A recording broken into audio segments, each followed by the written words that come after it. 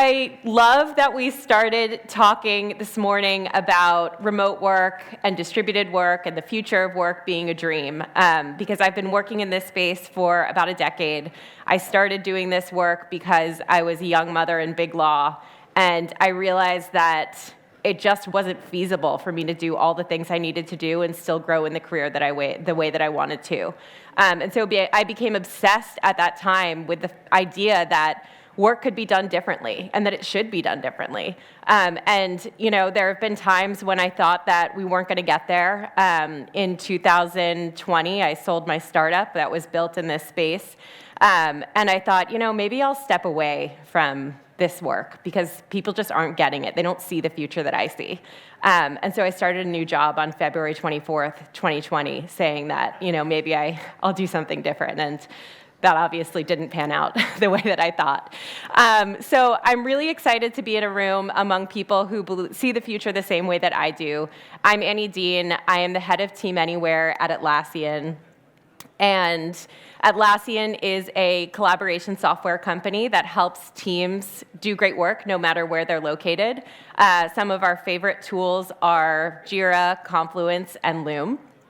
And at Atlassian, we have an approach to distributed work called Team Anywhere. And as my role as the head of Team Anywhere, I'm sort of like the GM of distributed work as a product, thinking about how to bring Atlassian forward into a distributed first way of working. And so what Team Anywhere means for us is that we design our teams by time zone, not by zip code, and that gives employees a lot of choice in where they choose to live. We also invite our employees to choose their working location every day. That could be the office, it could be working from home, any combination of those things, or somewhere else that feels comfortable to them. We have 12,000 employees in 13 countries, and we have a portfolio of 12 amazing offices that people come to because they want to, not because they're mandated to. It also means that we are, to our knowledge, the largest distributed company in the world, really designing this system in an intentional way. We like to say that 40% of our employees are remote. And what we mean by that is that 40% of our employees live in a place that isn't easily commutable to an office. That means that they live more than 2 hours from an office. But 100% of our employees are distributed. And what we mean by that is that teams are working together on the internet to get work done. They're not sitting shoulder to shoulder in an office like they used to be. But not every CEO is as committed to distributed work as Atlassian is. It's been 4 years since the pandemic, and we've made a ton of progress. When I was advising the C-suite on new ways of working in 2020, even 2019, it wasn't the norm to even have a video conferencing link in a calendar. That's the conversation that I was having with CIOs. So things have changed. Flexibility is now the norm, and I think we can feel really proud of and excited about that. But if you start looking at the headlines today, the headlines are saying that distributed work is hurting business and that it's coming to an end. And I disagree. I want to talk to you today about how distributed work is our inevitable future. And it's not just me or the people in this room who feel that way. At Atlassian, we're very focused on research, and we recently did a survey of Fortune 500 executives. What they told us is that 100% of them say that their teams work in a distributed way. 99% of them said that they believe the world will be more distributed in 10 years, not less. And we think that's pretty awesome, because at Atlassian, our approach to distributed work is showing some really positive results. Our hiring, diversity, and retention statistics have all improved since we implemented Team Anywhere. We're getting double the number of job candidates for every open role. We are improving our offer acceptance rate by 20%. The number of women in technical roles has significantly increased, and regrettable attrition for women has gone down by 53%. That's pretty awesome.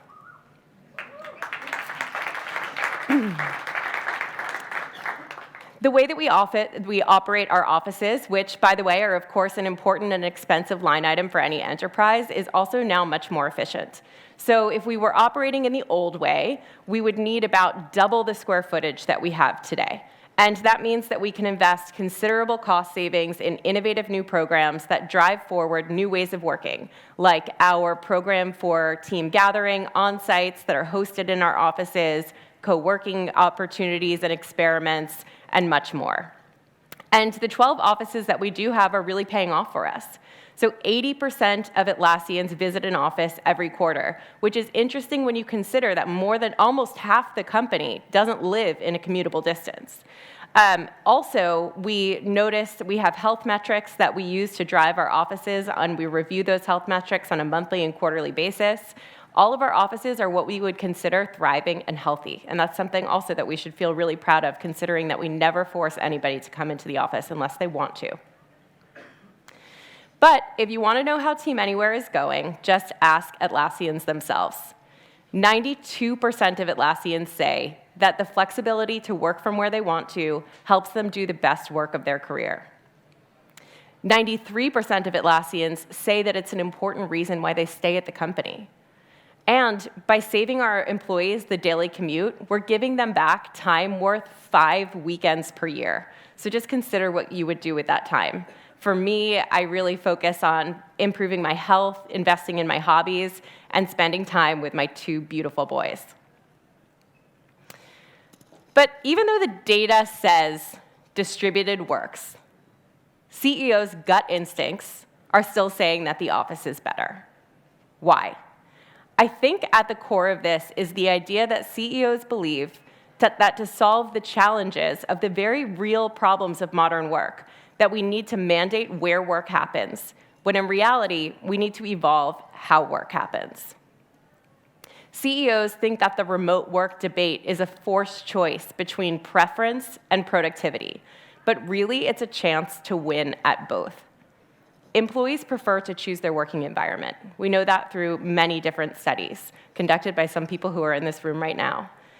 But they also are more productive when they evolve how they work beyond just being in an office together and using the office as a proxy to share information, to collaborate, or even to manage their teams. We're seeing at Atlassian that distributed teams are developing new working practices faster than local ones, which means that distributed work accelerates productivity. CEOs don't yet understand that we've outgrown the office as a way to organize and run our companies. Some companies get this, and they're moving quickly to make changes. Atlassian is one of them. And they're initiating some pretty big transformations, figuring out a new way to organize teams, a new way to connect, a new way to operate offices, and a new way to work. And I think one of the things to remember as we consider the place that we're in right now, where not every company is making this transformation at the same rate, is that changes 1, 2, and 3 require significant executive stakeholdership. They require a transformation team, significant resources, alignment with the board of directors. But number 4 is a change that is the accelerant that makes the old system irrelevant. And it's a change that happens just within our teams. So if you're out there in a big company or you're trying to figure out how to make this happen on a team level, the place to focus is how to do work differently. When we think about how this change will unfold, I think about this kind of on 3 different time horizons. So there are new companies today that are being built on AI-enabled infrastructure and technology. And these companies will organize online first, not office first. And I don't mean that offices will be irrelevant. They'll always be an amazing amenity for top-tier companies. But that's not how management will be organized from day one. Technology will do that. There are adaptable companies like Atlassian that are making these changes proactively and will be able to benefit from those changes more quickly than our competitors and peers.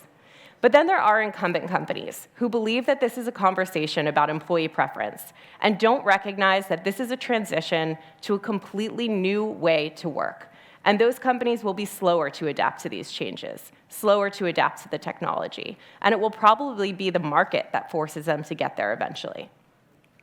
But with the past digital transformations as our guide, of which there are many, we have lived now through many, many disruptions of technology from place. And what we can say is consistently that it will happen. Think about the changes that we've made in even the past year. ChatGPT 3 was released only about a year ago.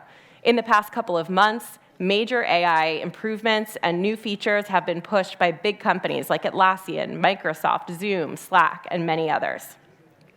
This change is happening, and your teams can drive it forward.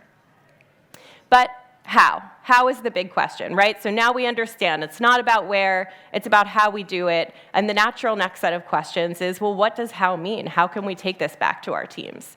And the thing is that we need to start solving the actual research-based problems that we face. And like I said, at Atlassian, this is a big priority of ours. And we just completed research of 5,000 knowledge workers to understand the common problems of modern work. What we found is that teams are spending much more time planning and discussing work and searching for information than they are spending time doing work. That's pretty profound. They are so siloed that they're ending up producing duplicative work. They're not clear on what work needs to get done.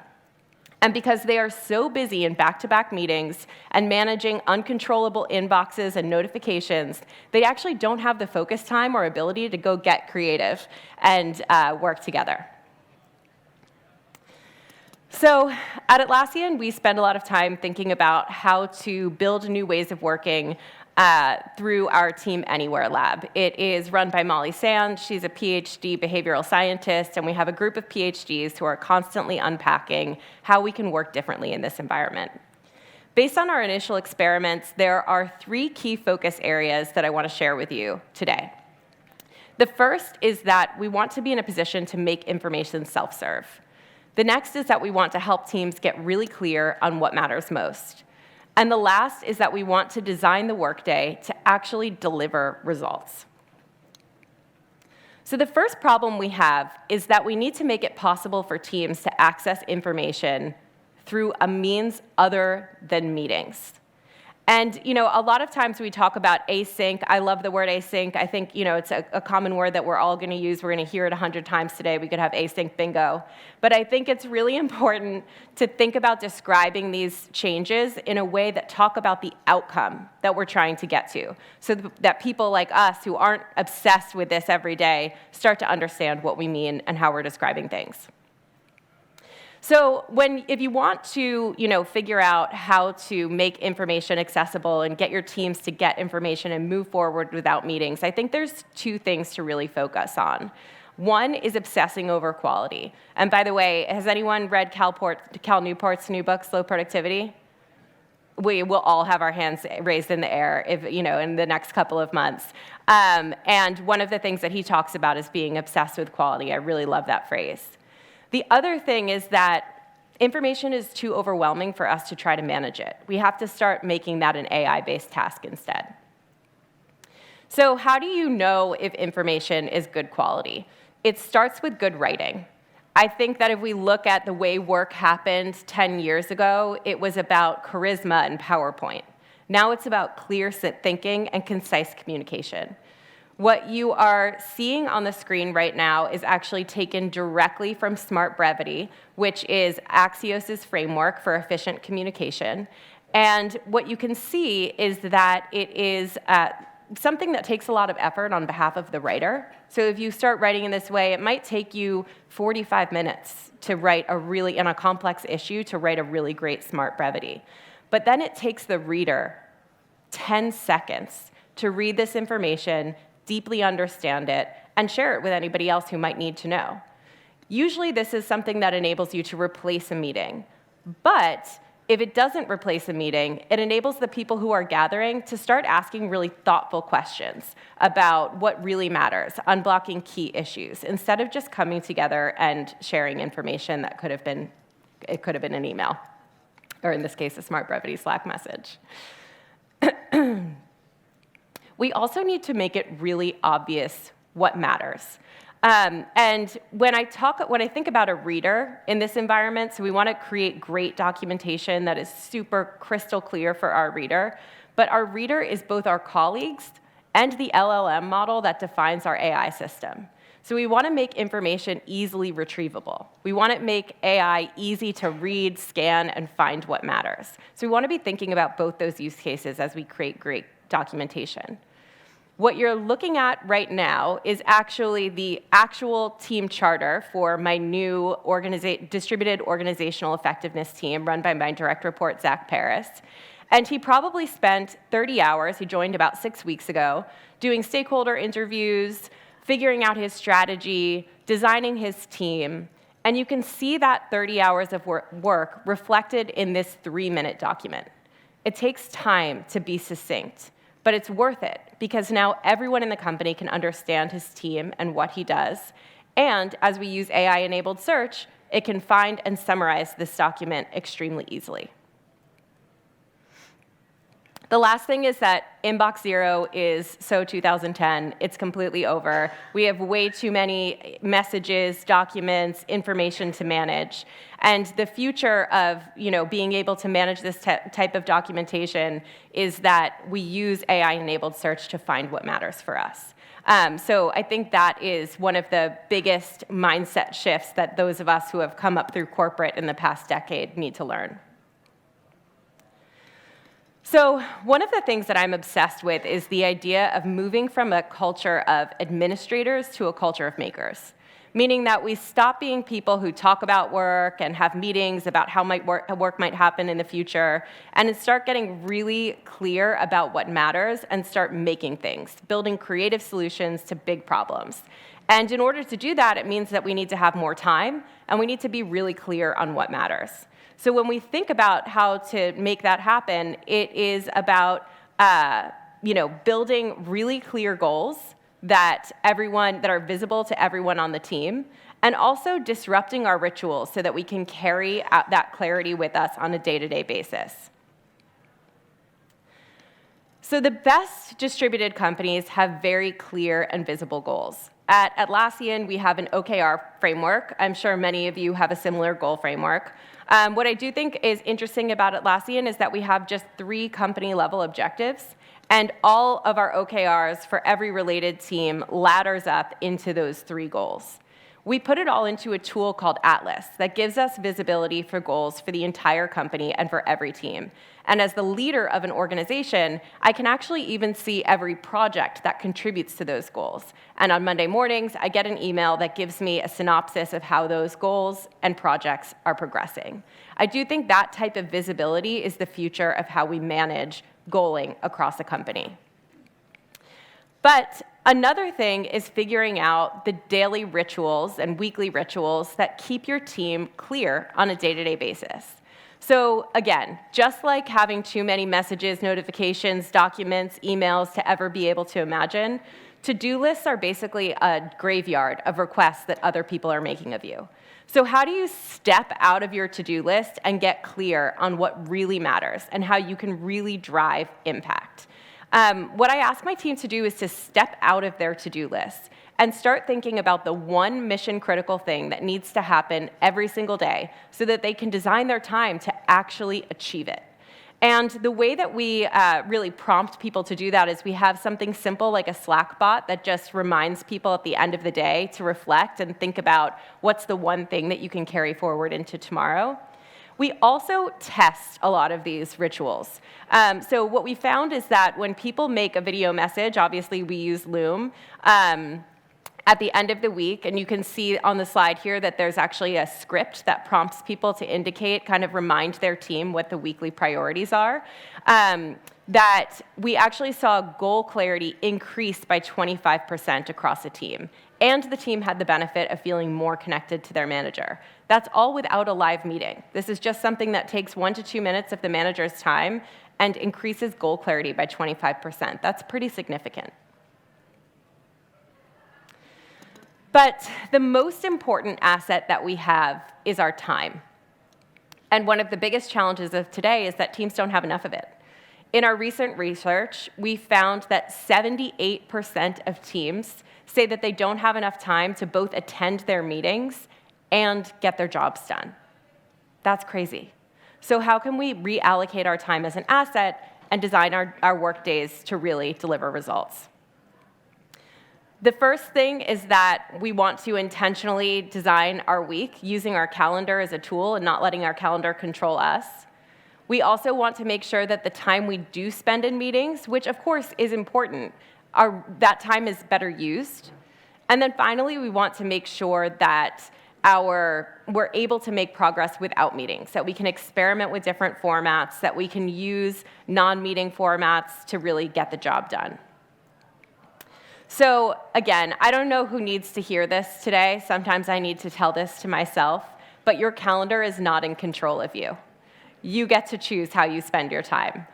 And I think one of the most interesting things that we've tested at Atlassian is this concept of a calendar redesign experiment. We basically looked at everyone's calendar and we saw that regardless of what kind of team people were on, their calendars all looked the same. It was just 30 minutes, 30 minutes, 30 minutes, 30 minutes, 30 minutes, 30 minutes. And given the diversity of roles and functions that people were in, there was no way that that could be a good outcome because people's work is different. So we started to get smart about how people could use their calendar as a tool to get the right work done. And we found that, first of all, maxing your meeting time at 50% per week was a very effective way to make sure that there was enough time for focus time and all of the other kind of individual tasks, as well as just keeping your calendar open for that last-minute meeting where you need to grab a colleague and say, hey, can we solve this problem together? So keeping 50% of your calendar unreserved is a really great rule. The next thing is about time boxing. So take like tasks and put them together. That means that you can only respond to emails and notifications for a certain number of hours per day. It means that you have certain types of tasks consistently reserved. One way that I experimented with this recently is that I have external calls, but they tend to be less flexible, right? Because when you're working with your team, you can always move things around at the last minute in order to optimize things. But external calls, you're making a commitment to somebody, you don't have as much flexibility to do that. So instead, I made instead of having a call here, a call there, I did one day in a month, a Friday, and it was back-to-back for 4 or 5 hours of external calls. And actually, some of the calls I did 20 minutes, so I could do 3 in an hour. And it was the most fun day. I got to experiment with all types of ideas, meet all new people. It was so energizing. And it was something that I had planned for that didn't disrupt my day-to-day workflow. So it was a great experiment. I would encourage you to try it. The next thing to think about is running better meetings. So we have something at Atlassian that we like to call page-led collaboration. This is adapted from Amazon's memo model. Does everyone know Amazon's memo model? The 6-page memos that Jeff Bezos made famous. So what we do, similar to the page I showed you where it was 30 hours of work that had been digested into 3 minutes, we spend time in advance creating really solid documentation so that people can join a meeting, and for the first 5 or so minutes, we do a silent pre-read. And the advantage of that is it's a really well-written document, and everyone in the meeting is now fully up to speed. Instead of spending 17 minutes on a verbal rehash that instantly disappears and isn't accessible to anyone, we now have this durable document that can be used to bring anyone up to speed that might not be in the meeting at this exact moment, and we can spend the rest of that 30-minute time really getting into the heart of the details, driving a decision, being creative together, whatever it might be. And another thing that I think is really helpful to think about is making meetings totally different lengths. So, not everything needs to be a 30-minute meeting. I think it's actually healthy to have some skepticism whenever a 30-minute meeting is scheduled. 30-minute meetings tend to be good for a really well-thought-out decision. You have 5 to 7 minutes pre-read, and you can make a decision in that 23 minutes remaining time if the evidence is really strong, right? But what other things can you really get done in 30 minutes? So I ask teams to really think about having 2-hour meetings, an hour-and-a-half meeting. Whenever somebody wants to have a meeting with me, I'm like, what do you actually expect to get done here? And let's design the amount of time to make sure that that happens. And that's possible because we've designed our calendars different, right? So we have more time to play with now. Similarly, if it's a get-to-know-you meeting or certain kinds of one-to-ones, you can really make them shorter. Experiment with 15-minute meetings. Experiment with 30-minute meetings. Just think about your time as an asset to actually deliver results. The last thing is about making progress without meetings. So my team wanted me to put a picture of me calling them on this slide because they used to freak out all the time because I call people all the time out of the blue. I'm like, hey, what's up? Have you thought about this thing? And they get so nervous that I'm calling them, which is such a millennial behavior. I'm part of it too. Whenever anybody calls me, I'm like, silent, what's happening? But it's such a great way to just catch people and unblock issues. And so I think it's really important to bring the phone call back. I also think it's great to use a phone call as a walking meeting just to get re-energized, do something creative, low-key, that doesn't require you staring at a computer. We also use a lot of voice notes and voice memos. Sometimes that can be a great way to kind of have richer, more unstructured thoughts as opposed to trying to manipulate the information into a smart brevity format, which is really about clarity and understanding. Sometimes you need to just be more open and creative in the way that you express yourself. And then, of course, we always use Loom. We use Loom for all different types of things. I tend to like to use it. My company is based in Australia, so I have a lot of teammates who are based there, and time zones are not that friendly in terms of overlap. If somebody's getting married or is going through a difficult situation, a Loom message can be a great way to show emotionally connected message without having to schedule a phone call. It's also something that we've been doing to experiment with things like replacing all hands. And that has been a really cool and engaging way to not force people onto the call at the same time, but still feel like they're getting an experience that's really designed to engage them. Okay, so what I hope you heard in this conversation is that when we work different, we realize that we don't need the office to get work done. And I am convinced that a year from now, CEOs who are instituting return-to-office mandates are going to be forced to admit that those programs have not increased productivity and they have not increased collaboration. And they'll have spent the past 12 months focusing on bringing people back into the office when they could have spent the time evolving how their team works and building productivity, effectiveness, and connectedness into their teams. If we want to solve the urgent problems that we're facing today, and there are many, we need to figure out how to work differently. And when we do, it becomes obvious that location doesn't matter. Thank you guys so much for having me, and would love to take any questions for the next 15 minutes. Thank you.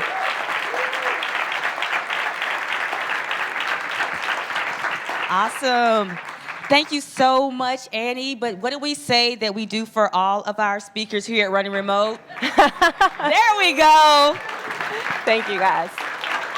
Awesome, awesome, awesome. So there are going to be microphones floating around. If you have a question, please raise your hand. We have a question right here. Amazing hair. Congrats, I see you. Hi.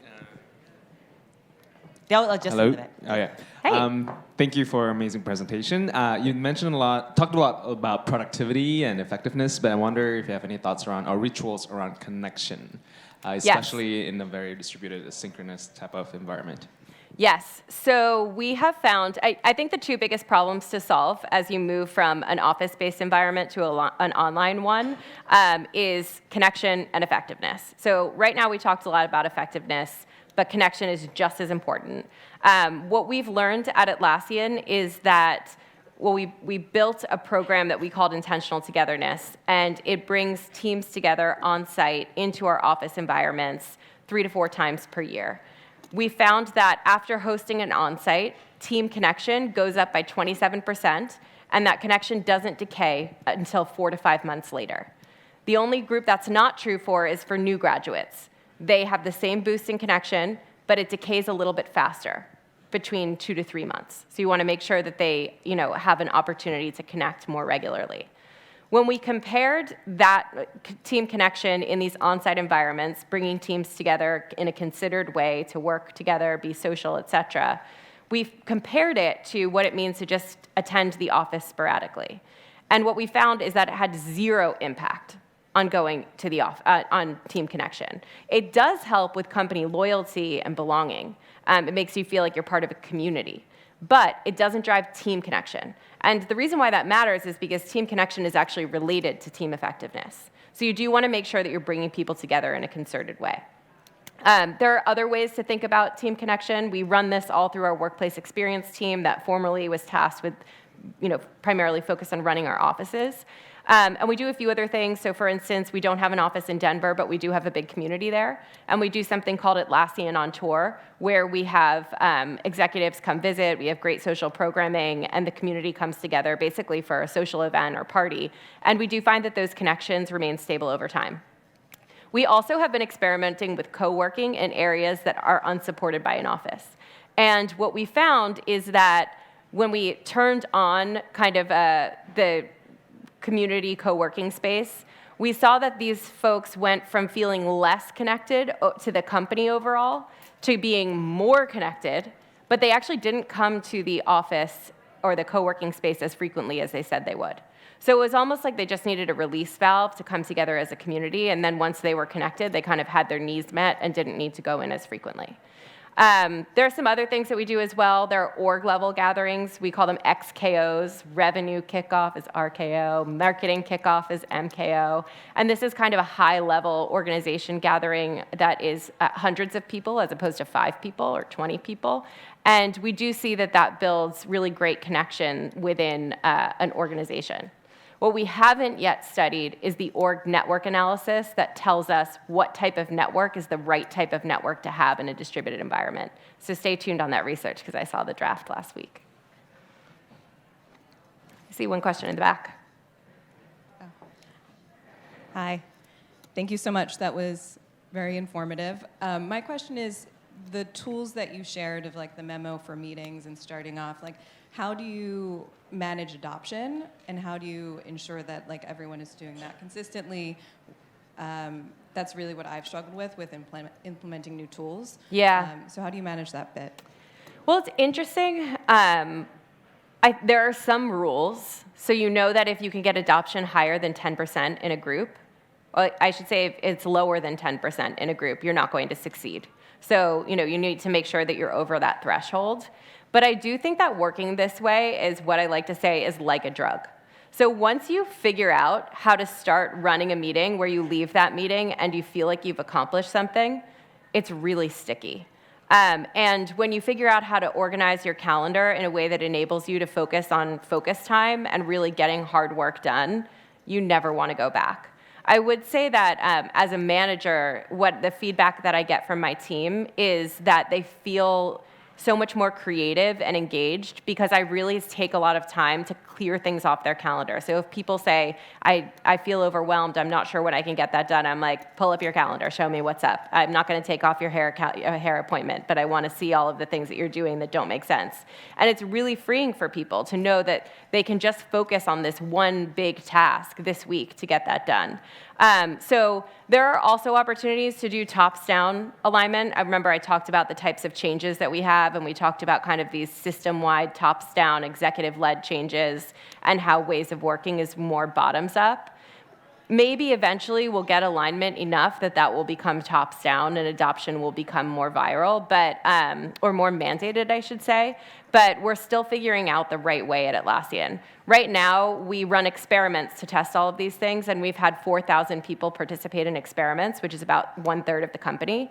And so we're kind of organically building the awareness and knowledge that there are these opportunities to do things differently. Because it's a good experience, people stick with it, but I don't think I have the perfect answer on how to get people to adopt from day one. Yes? You mic? Oh, there's one back here. Hi, Annie. Joseph here from Bloomberg. Sorry. I'm curious about the calendar thing and like how did you put blockers for like focus time and all the other meetings? How do you then solve the time zone challenge? Like, I totally agree that everybody works in a different way. Everybody wants to have like in different time their focus time. It's kind of hard to get into somebody's calendars when everybody works the same way. So how did you solve the time zone challenge at Atlassian? Well, it's interesting. So I think I actually think it's a misnomer, the concept of team anywhere or work from anywhere. I actually don't believe people should work from anywhere. I believe that people should have a lot of choice in where they choose to live in the realm of 1,000 miles, but that it should be constrained by time zones. So what we have found is that the most successful teams are those that have at least half of the working day or 4 hours overlapping. I call this concept workday overlap. I think we talk about time zones, but again, like I said, it's better to use language that's outcome-based. So getting people to understand this concept of workday overlap as being the norm, I think is really important. And so by default, we have a system where workday overlap exists. And we've kind of divided the world into 6 different stripes, if you think of the world as a map. And, if you are earlier in your career, you need to be in the same stripe as your manager because that means you have 8 hours of workday overlap. If you're a typical team, you want to be in 2 stripes because then you only need half the day as working day overlap. And if you're pretty senior in your career, you can probably extend to 3 stripes in terms of a manager relationship because you probably only need 1 to 2 hours to kind of check in. Also, that's better for a more mature team that's running itself on existing metrics. If you are an innovation team, I think that 3 stripes would be too many. You'd want to make sure that you have the half a day. And I think it's about creating norms of keeping calendars clear so that you can grab people and say, as a team, hey, we're working on these 3 things right now this week. Person A is doing thing 1, person B is doing thing 2, person C is doing thing 3. And you all know that you can swarm that opportunity together. And setting the expectation that a lot of the day is free to grab people and really get into it, I think is the right way. Or to pre-plan, like I had somebody say, we need to figure this out. I'm going to schedule 45 minutes. I was like, let's schedule 3 days, 4 hours per day, and a small break in between. Like, you know what I mean? Like, if you really want to solve a problem, throw time at it, right? Awesome. We have an online question while the microphone makes its way up here to the beautiful mauve pink. So we have a question up here, and then we have one back there. But I'm going to ask the question online really quickly. Where's the microphone? Is it moving? Oh. We have a question up front. 1 second. I'm going to ask this question online really quickly. So Gwen asks, how would you advise someone who is trying to convince their CEO to stop the mandates and allow more flexibility? It's a good question. I mean, we recently authored something called 1,000 Days of Distributed, which talked about Atlassian's 1,000 Days of Distributed Work, and there's a lot of great success metrics in there. You can always message me on LinkedIn. I'll give you some talking points. But also, I think that there are some CEOs right now that aren't going to be convinced, and that's okay. We looked at this different adoption curve. It's the market that's going to bring those CEOs along for the ride. And I think that it's really about investing in these ways of working so that you can make it obvious that you're working on a different system, and eventually things will snap too. If you can't get your CEO to do it, vote with your feet, go to a company that cares. I'm going to come down here really quickly and ask this question. You've been raising your hand for a very, very long time. Thank you so much. My question is, how do you deal with people who don't have a sense of agency, who are not looking for information on their own, who prefer to whine and ask others where information can be found? Yeah. Like, how do you handle those if you have those in your company? AI is going to solve a lot of problems, but I'm not sure it's going to solve whining. So, those types of employees are what I would call underperformers in this environment because, in order to work in a modern environment, you need to be really motivated to go find information, act on it, create great documentation, and get, very focused work done at a high quality. So I would say that it's important to have a strong culture of feedback, a strong performance management system, and begin to give those employees the insights and information that behavior just isn't going to cut it. Back there, then I have another online one, and then we'll be right here to you. Great. Corey Seville, co-founder, CEO of Retreats and Venues.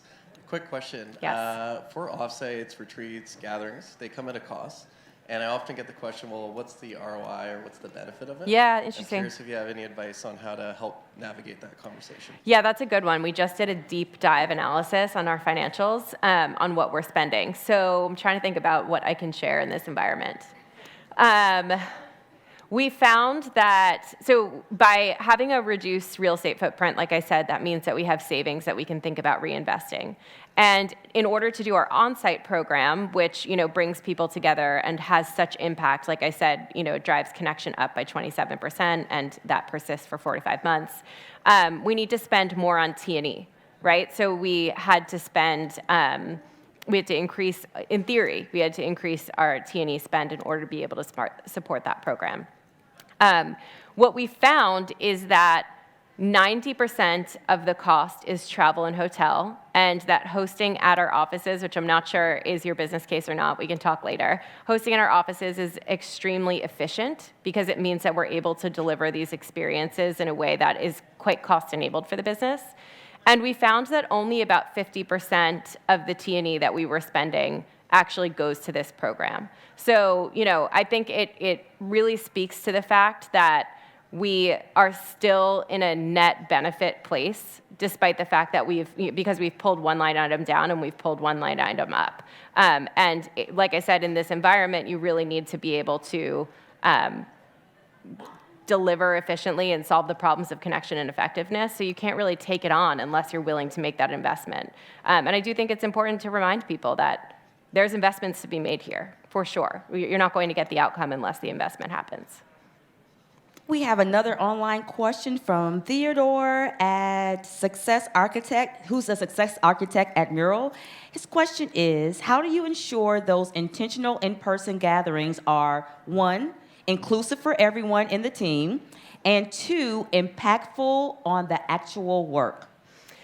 Good question, and things get better over time. So one of the things that we're doing right now, as we just developed our org effectiveness, part of my team, is that we're moving into programmatic leadership for some of these big programs. So before we were kind of launching them, testing them, seeing if they work, and now we're building long-term roadmaps for continuous improvement.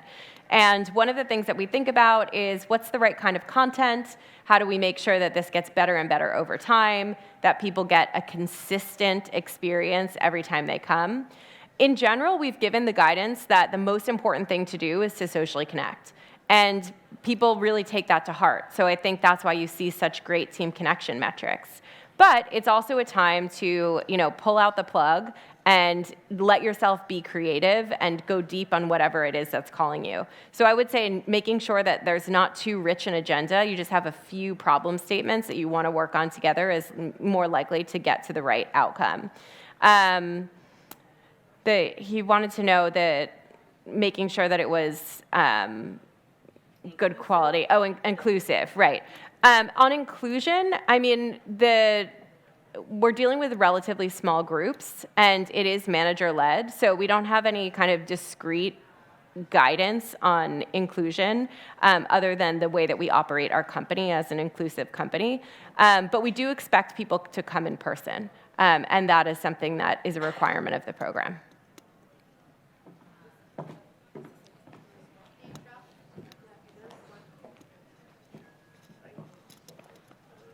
Hello. I can project, or there we go. Here it comes. Heini, that was great. Thank you. Thank you. I think something Atlassian seems to be doing better than many other companies are perhaps far more progressed on is the maintenance of leadership buy-in. So it's not a God-given right that you've done your work and now you move on. Right. Can you talk a little about how you're maintaining leadership buy-in in your function? Yeah, that's a great question, and something that we have to revisit from time to time. I think the most important thing that I've seen in the decade that I've been doing this work is that the only way to influence the C-suite is through data and research.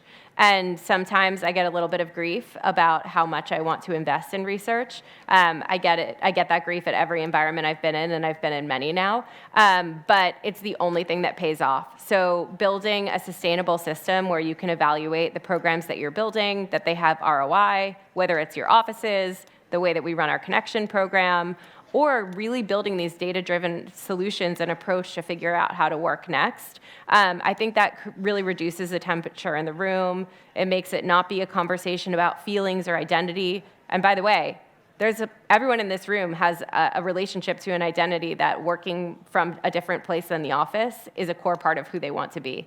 And many, many, many, if not most executives have that same strength of identity in terms of being in an office. So we want to avoid the identity level conversations and get into the deep data to make well-argued strategies so that you can have adult conversations about this topic.